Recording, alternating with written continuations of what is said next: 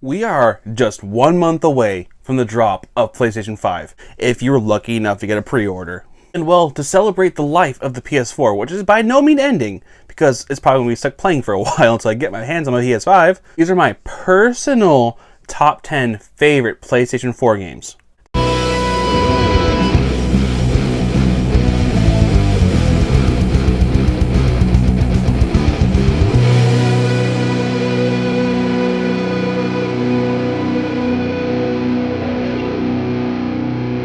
Disclaimer off the bat, I do group in some spots. You'll see why. It makes sense. Also, we're going to start this list off with an honorable mention. If you have the PlayStation VR or any VR set in general, and you've not played Super Hot VR, do it. Me and my friend the Curator, over his game archives, link in the card, had so much fun playing this game. It's like nothing I played before. It's a great use of the VR. Super Hot was an amazing game before, but I think the VR version might be better. With that out of the way, let's start it off with number 10. Infamous Second Son. Back on the PlayStation 3, I played the crap out of Infamous 1 and 2. My friend showed me the first one. I fell in love with the parkour gameplay and just being a superhero or a villain, depending on how you want to play. Once I found the villain had red lightning, whoo. And this game continued the tradition over the PlayStation 4. And it's fun, and you get multiple different powers. Favorite power is Neon. You get to be Rose, and I love Rose. It's one of the earliest games to come out for PlayStation 4 as well. It should have been a launch title. It was going to be a launch title, God's laid, but they made it work. And if you haven't played this one, go check it out. Also, if you got the collector's edition early, you got a cool little DNA testing thing to let you know what your powers are. Mine? Water. My first starter for Pokemon was Blastoise. I was tickled to death. At number 9, I had a little difficulty with this one. I wanted to do my Dragon Ball game, and I was going back and forth between a few. At first, I was going with Fighters, because Fighters is amazing, graphically, gameplay-wise, but I'm not good at fighting games. This game helped, though, because it gave, good access to weenies like me. I suck at fighting games. But one-button combos, good at ya. Story mode was fun. Some people hated it. I liked it. But that's not my number 9. No! My pick, Xenoverse 2. Some people hate this game. I understand why they do. The netcode. I don't play this game online. I played it for myself. Single player. And I put many an hour into this game. It's just fun creating your own Dragon Ball character, going around the world, playing the story with its own little tidbits. Yes, it's like Xenoverse 1, but it's better than Xenoverse 1, so it's on the list. You may be watching my Rise of Fenrir series on this channel. That's where Fenrir actually started. Fenrir was first on Xenoverse 2, and killing Frieza with Fenrir, just slaying all the villains. It's fun. The parallel quests, you get to see different villains all over the place. It's still being supported to this day. It's just amazing. At number 8, I have my first pairing, mainly for the first one in the series, Last of Us. I'm going to bundle, and you're going to yell about it. I'm bundling Last of Us 2 in there. Is there problems with this? Yes, there is. If your problem with it is just because it has a feminist agenda, or no spoilers, put it down because a certain someone did a certain something, nah. Also, if you're one of the people who attack the voice actors on Twitter, get the hell out of my video. I don't want you here. It's not the voice actors' choices of what the studio did. Leave them alone. Laura Bailey is amazing. Leave the actors alone. Now, where Last of Us 2 does have its problems, I hated the constricted feel to it. Yes, Seattle's huge. I didn't like that part. But what you cannot deny in Last of Us 2 is the gameplay is amazing. And for the most part, the story is actually really good until the end. Spoiler warning here, I guess. Actually, it's not really a spoiler. I hated the ending over and over again of the game. Once you think the story's over, but then it kind of keeps going, nuh-uh. And the ending, no. But Last of Us 1's why we're here. This game is one of the greatest games of all time. And yes, I know, I played on PS4. I never had a chance to play on PS3. I had the PS3 actually pretty late into the game. Just the atmosphere, the gameplay, the back and forth between Joel and Ellie. It's undeniably amazing. And if you haven't played the game, go and play it. You're doing yourself a huge disservice by not doing so. Sure, most of this is used as a soapbox for Last of Us 2 and why some people out there are morons. You're allowed to have your own opinion. I'm talking about the people who didn't, you know who I'm talking about. Next up at number 7 is the game that sparked my love for an entire franchise and really a whole persona I have going and shaped my life greatly. Assassin's Creed 4 Black Flag. This was my intro to Assassin's Creed. I did own Assassin's Creed 1. I tried playing it. Assassin's Creed 1 sucks. Black Flag. When this game came out, I just got done playing the first Red Dead Redemption. When I finished Red Dead Redemption, I want a pirate game. This game got announced. I went, yay, pre-ordered it, and I couldn't put it down forever. Granted, it also was the only game I had for my PlayStation 4 for a while, other than that VR robot thingy. Yes, it's not a true Assassin's game, but you get to be a pirate, so what's wrong with that? Next up, at number 6, is an old lasting PlayStation, mainstay. And he was gone for a long time, then he came back in possibly the best game in the entire series. God of War. God of War, some people call 4, it's just God of War, people, is one of, again, the greatest games of all time. Only reason why it's not higher for me, it does have some repetitive natures to it. The enemies got repetitive, and yes, there was a ton of them, but fighting the same dudes over and over and over again, yeah, But what you can't deny is the story in this game is incredible. The presentation is incredible. Only problem I have that compared to other God of War games, it didn't have enough bosses, but the bosses that were there were mwah. God of War. And the announcement during that presentation of number 2. Woo-hoo-hoo. Number 5. Spider-Man.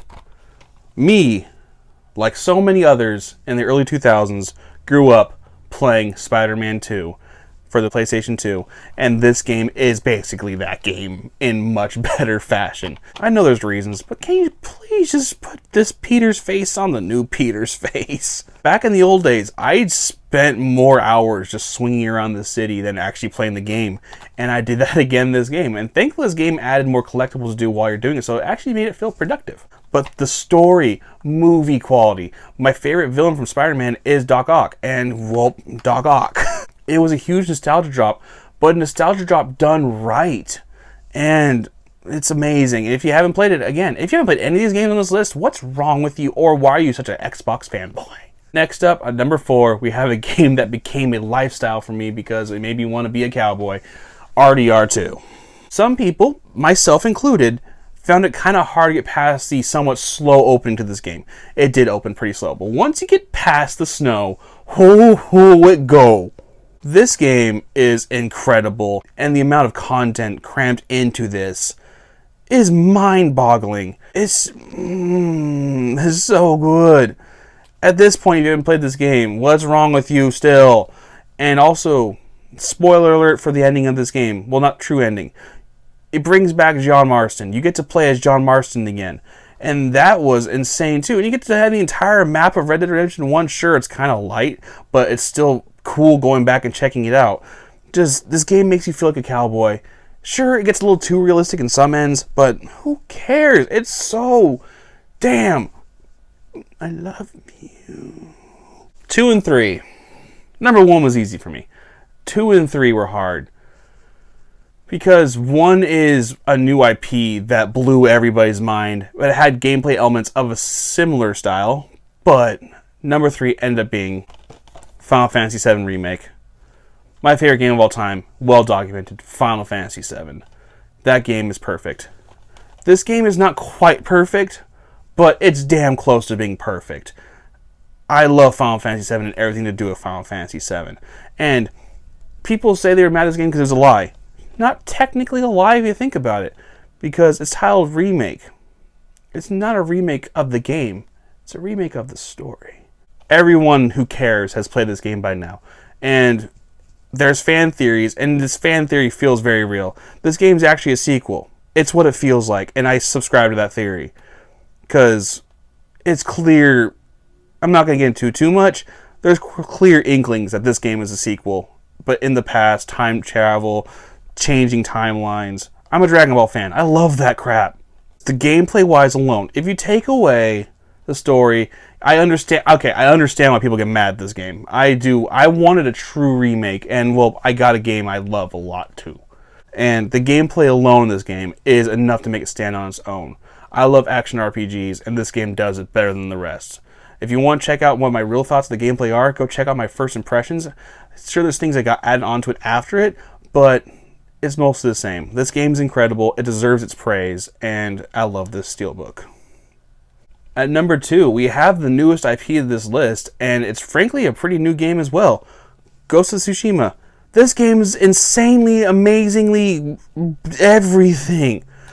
I love Assassin's Creed as it was on this list. This game is basically Samurai Assassin's Creed. And it's the game we wanted from Assassin's Creed. There's so much more to it than that.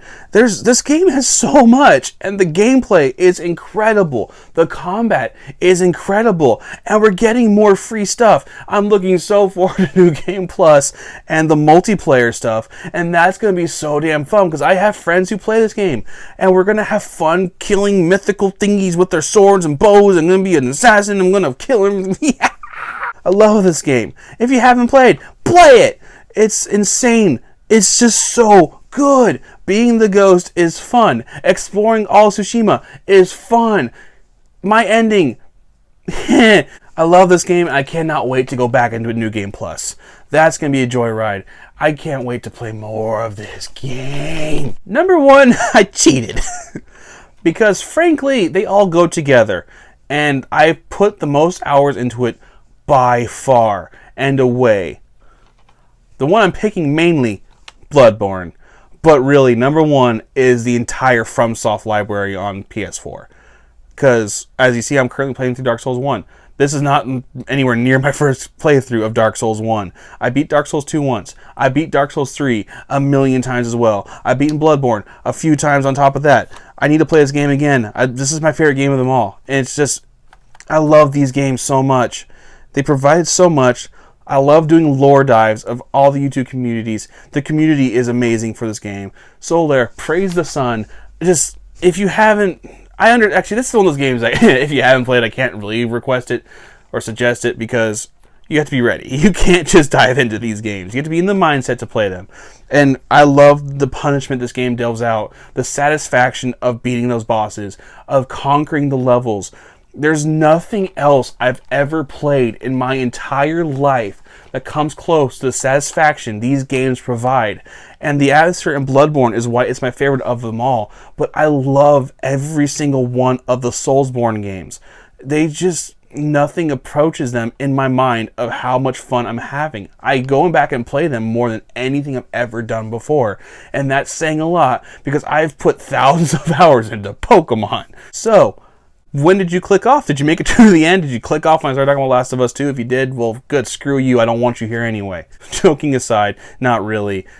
Everyone's allowed to have their opinions. These are my opinions. If you have your own, let me know in the comments below. I know that people are going to get mad, and I don't care. But if you have a legit opinion, and you have a reason for why you feel the way you do, instead of just being rah, please comment below. Let's have some fun. Keep it civil and have some fun. Good arguments are fun arguments. Have fun arguments. If you start calling people names and stuff, I'm going to remove your comment. Not going to be here. So, thank you for checking out my list. Please, subscribe, like. I might lose subscribers from this video. Please, like, subscribe, comment below, ring the bell. You know what to do. PS5 is almost here, man. I need Demon Souls. Take care.